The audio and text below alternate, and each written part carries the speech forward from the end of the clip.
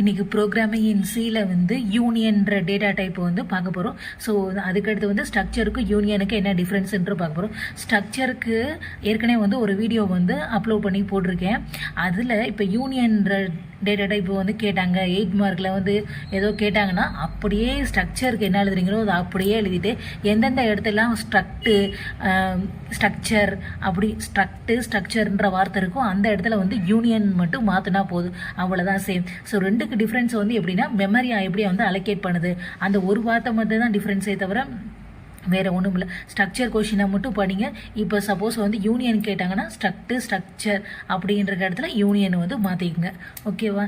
இது வந்து ரெண்டு டிஃப்ரென்ஸ் வந்து பார்க்க போகிறோம். ஸ்ட்ரக்சர்ன்ற டேட்டா டைப்புக்கும் யூனியன்ற டேட்டா டைப்புக்கும். ஸோ வந்து ஸ்ட்ரக்சர்ன்றதும் யூசர் டிஃபைன் டேட்டா டைப் தான், யூனியன்றதும் யூசர் டிஃபைன் டேட்டா டைப் தான்.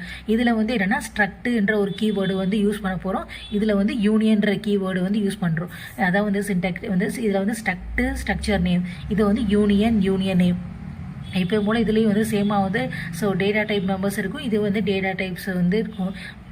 அதுக்கடுத்து ரெண்டுலேயும் வந்து செமிகோலன் வச்சு முடிச்சிடணும், ஓகேவா? ஸோ ஒன்லி டிஃப்ரென்ஸ் வந்து என்னென்னா இதில் வந்து ஸ்ட்ரக்சரில் வந்து எப்படி வந்து மெமரி வந்து அலோகேட் பண்ணுவாங்கன்னா ஒவ்வொரு டேட்டா டைப்புக்கும் தனித்தனியாக வந்து மெமரி வந்து அலோகேட் பண்ணுவாங்க. அதனால வந்து இப்போ ஏதாச்சும் ஒரு டேட்டா டைப் பண்ண ஆக்சஸ் பண்ணலாம்னா ஈஸியாக வந்து ஆக்சஸ் பண்ணிக்கலாம். இதில் வந்து யூனியனில் வந்து எப்படி மெமரி அலோகேட் பண்ணுவாங்கன்னா எல்லாருக்கும் வந்து காமனாக மெமரியை வந்து அலோகேட் பண்ணிடுவாங்க. ஸோ அதில் வந்து ஷேரிங்கில் தான், ஆனால் வந்து அட் அ டைம் இல்லை ஒன்று எல்லாரும் மெமரியை ஷேர் பண்ணுறோன்னா அட் அ டைமில் ஒருத்தவங்க தான் வந்து ஆக்சஸ் பண்ண முடியும். இப்போ ஸ்ட்ரக்சர்ன்ற டேட்டா டைப் வந்து யூஸ் பண்ணால் வந்து மெமரி கொஞ்சம் வேஸ்ட் ஆகும். இது வந்து கொஞ்சம் ஸ்பேஸ் எஃபிஷியண்ட்டாக வந்து இருக்கும் இந்த யூனியன்ற டேட்டா டைப். இது ஸ்ட்ரக்சருக்கான இந்த வீடியோ லிங்க் வந்து டிஸ்கிரிப்ஷனில் கொடுக்குறேன், யூஸ் பண்ணிக்கோங்க. அதை படிச்சுட்டு அதுக்கடுத்து அதில் யூனியன் கேட்டால் அதுக்கு தகுந்த மாதிரி வந்து மாற்றிக்கோங்க, அவ்வளோதான்.